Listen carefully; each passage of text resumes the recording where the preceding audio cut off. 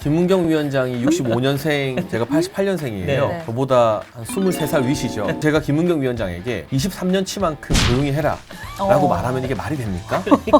말도 안 되는 소리잖아요. 그렇죠. 그러니까요. 근데 윤리 실종 폐륜 정당이 되어가고 있는 그러니까요. 것은 아닌가 하는. 이화영 전 부지사가 결정적으로 아마 재판에서 불리한 얘기를 딱 하는 순간 이재명 대표는 이화영도 모르는 사람이거나 아니면은 거기도 아마 노상강도가 되지 않을까 하는 생각이 들어요. 뭐 배신자부터 시작해서 네. 별의별 이야기들이 다 나올 텐데요. 네. 그래서 이화영 전 부지사의 배우자와 측근을 통한 회유 작업이 그러니까요. 들어간 것 어떻게 같고요. 부인이 남편한테 남편은 자기 유리하게 진술하는 건데 정신 거기다 차려라. 정신 차려 이 친구야. 근데 이게 단순히 해프닝으로 보고 끝날 게 아니라 이화영 전 부지사 사건은 필요적 변론 사건입니다. 네. 그러니까 변호사 없으면 재판 진행이 안 되는 사건이에요. 아. 그걸 노리고 일단 급한 불이라도 끄기 위해서 이화영 전 부지사 배우자가 변호인단 해임 해프닝을 네. 일으킨 거예요. 그러니까 근데 아니 본인이 이 변호사 쓰겠다는데 어떻게 부인이 해임할 수가 있습니까? 그래서 2주라는 시간을 벌었어요, 민주당이. 그렇죠. 그런 거죠. 재판이 2주 연기되면서. 그래서 그 2주 동안 우리가 생각하는 거 이상의 엄청난 회유와 압박이 들어갔을 그렇죠. 겁니다. 지금 영치금 보내고 난리 났죠. 그래서 이 8월 8일의 다음 재판에서 이화영 전 부지사가 한 번의 진술 번복을 안 할 수도 있어요.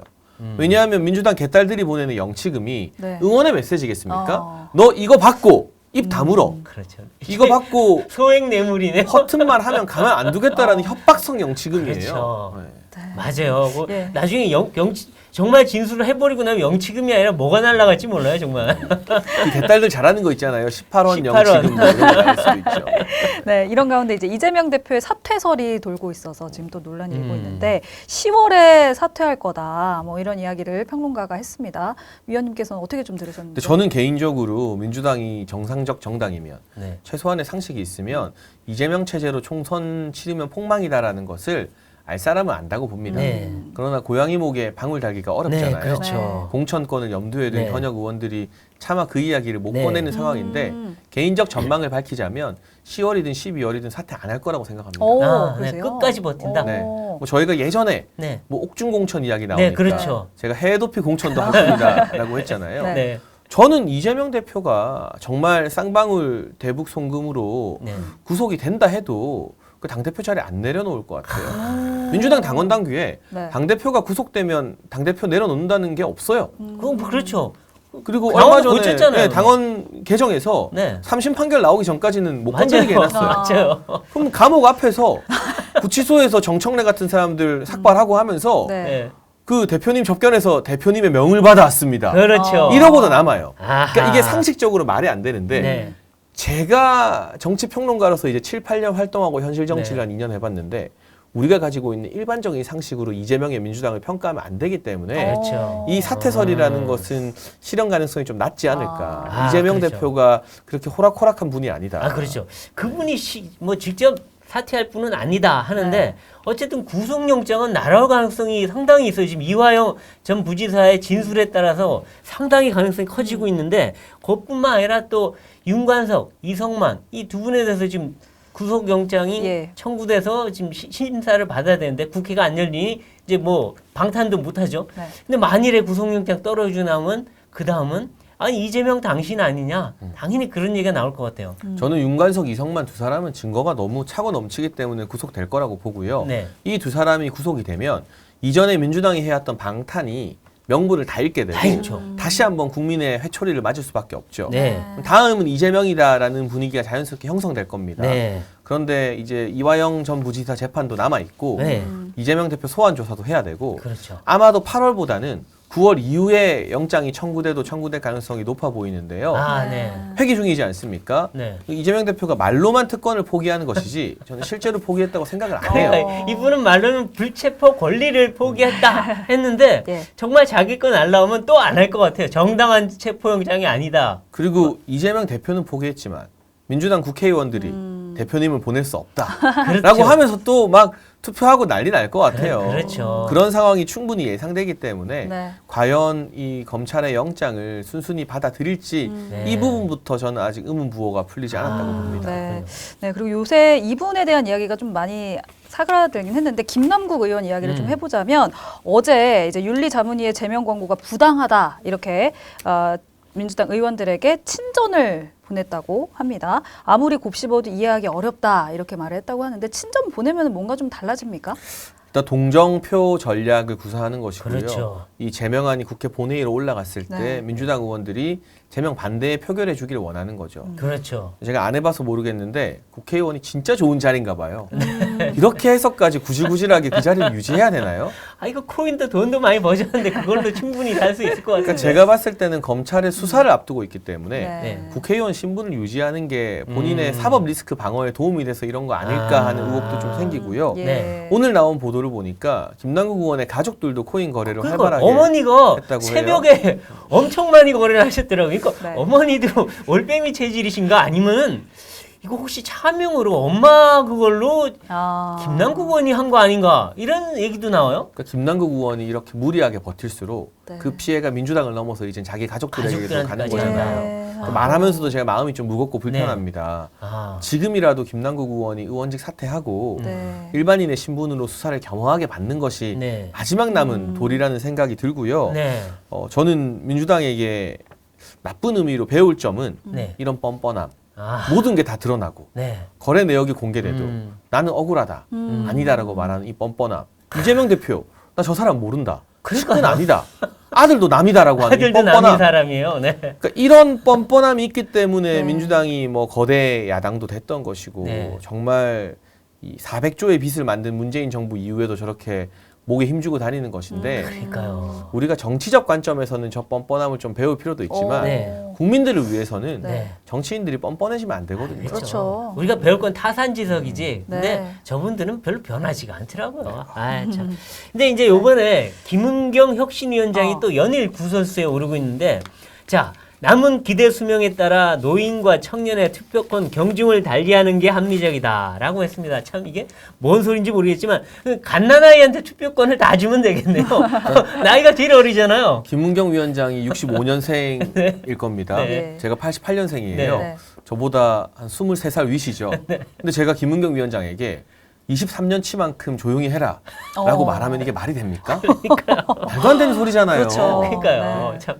이게 정말 우리가 정말 피를 흘려서 쟁취한 민주주의, 네. 이 평등한 투표의 권리를 네. 싸그리 무시하는 발언을 하고도 네. 사과할 필요 없다. 그렇죠. 본 뜻은 그게 아니다라고 여기도 또 뻔뻔해요. 그러니까. 그러니까 이 뻔뻔함이 민주당의 어떤 DNA인 것 같아요. 네. 그러니까 혁신위원장 하지 말고 꽃길 위원장 하라 이런 이야기 또 하는 왜냐하면 김은경 위원장이 본인의 망언을 좀 무마시키려고 네. 윤석열 정부에서 임기 마친 게 치욕스럽다고 했는데 아, 글쎄 말이에요. 제가 알아보니까 그 금감원 부원장 연봉이 3억이었어요. 아. 이야. 아니 치욕스러우면 그 3억 안 받고 안 하면 되지. 아, 그러니까요.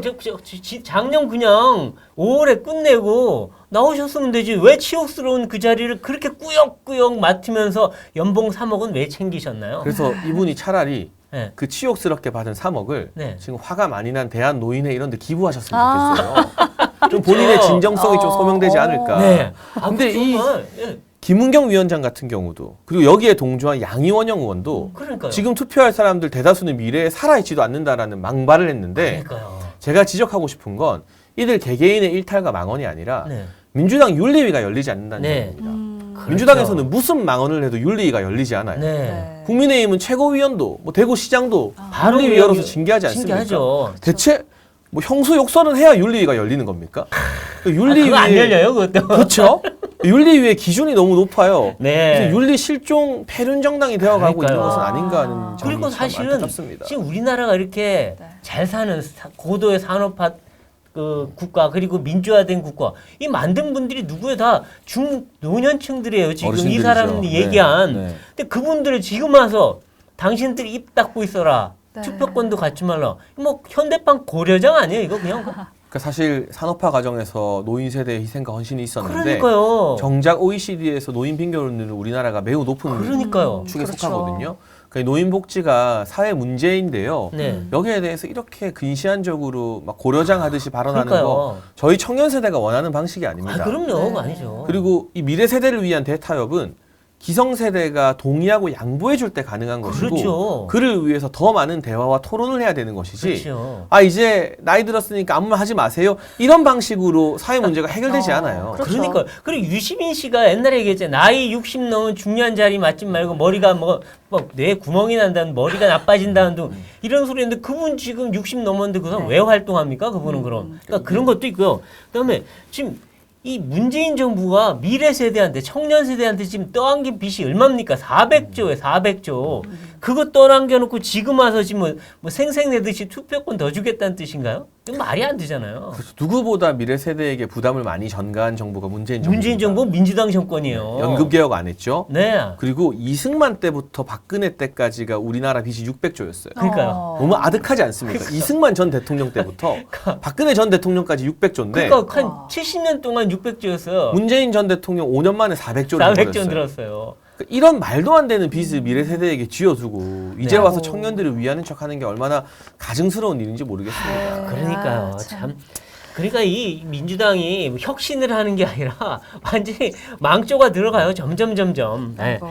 그리고 지금 이제 현수막 문제가 지금 심각한데 예. 안 그래도 지금 뭐 그동안에도 현수막이 너무 많았고 사람들이 공해다 공해 그랬는데 이제 이 선거법을 처리를 제대로 못 해갖고 이 현수막을 누구나 다 걸을 수 있게 생겼어요. 네. 지금 그래갖고 이제 뭐 현수막이 곳곳에 쏟아지고 또 가짜 뉴스나 비방 현수막까지 나올 거라 하는데 이 현수막 이거 어떻게 해야 됩니까? 이거 빨리 국회가 법 개정에 착수해야 되는 거고요. 네. 근데 아시겠지만 이 현수막을 막 걸 수 있게 법안을 냈잖아요. 네. 이거 대표 발의한 분이 또 김남국 의원입니다. 아. 정말 두루두루 우리 정치와 사회에 많은 민폐네요, 해악을 민폐. 많은 민폐를 끼친 분인데 네. 이것 좀 그때 현수막법 발의했던 분들이 지금이라도 국민 앞에 무릎 꿇고 대국민 사과해야 되는 거 아닌가 네. 싶고 국회가 머리 맞대고 네. 너무 복잡한 뭐 선거구제나 선거구 획정 문제, 선거제도 문제는 일단 좀 미루더라도 현수막과 관련된 것부터 좀 원포인트로 핀셋 이 개정을 하는 일하는 모습을 8월에 국회 개의하자마자 바로 보여줬으면 그러니까요. 좋겠습니다. 네. 지금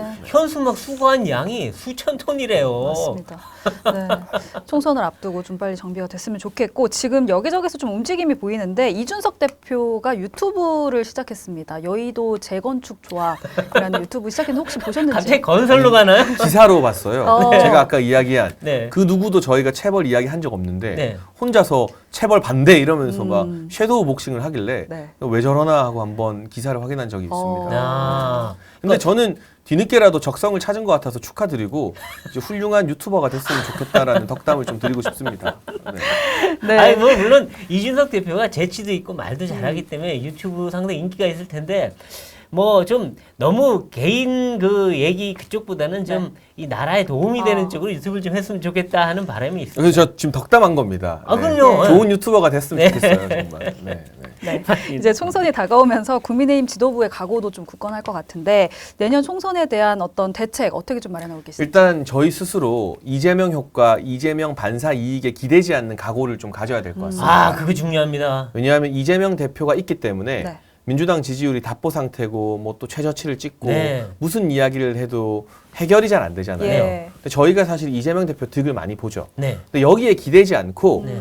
이재명과 무관하게 국민의힘과 윤석열 정부가 정말 열심히 일하는 모습으로 네. 또 하반기에는 민생 경제를 좀 나아지게 하는 모습으로 네. 국민의 신뢰를 회복해야 한다라는 절박한 각오를 좀 가져야 될 것 같고요. 그렇죠. 제가 전망하기로는 이재명 대표가 끝까지 꾸역꾸역 버텨서 총선을 할 겁니다. 네. 그렇지만 저희의 마음가짐은 언제나 이재명 없는 민주당을 그렇죠. 대비한다라는 그렇죠. 각오로 그럴 수 있어요. 정치는 알 수 없어요. 어디 갈지 저희가 모릅니다. 남은 1년 좀 안 되는 시간을 보내겠다라는 다짐을 그렇죠. 좀 가져야 이재명이 될것 같습니다. 없어도 이길 수 있는 그 윤석열 정부의 국정, 그 다음에 이 국민의힘의 변화 이런 게 없으면요 언제 민주당이 갑자기 환골탈태할지 몰라요. 네. 이재명만 사라지면은 민주당이 지금 같은 민주당은 아닐 겁니다. 아마 제가 본 민주당은. 그래서 뭐 저는 그런데 지금의 민주당의 인적 구성이나 정치 체계를 네. 보면 그 가능성은 현저히 낮다고 봅니다만 그래도 우리가 거기에 기대기보다는 네. 없을 때 각오도 하자. 그렇죠. 라는 뭐 그 정도의 어떤 쇄신 의지를 가지고 남은 하반기를 보내려고 하고 있습니다. 네.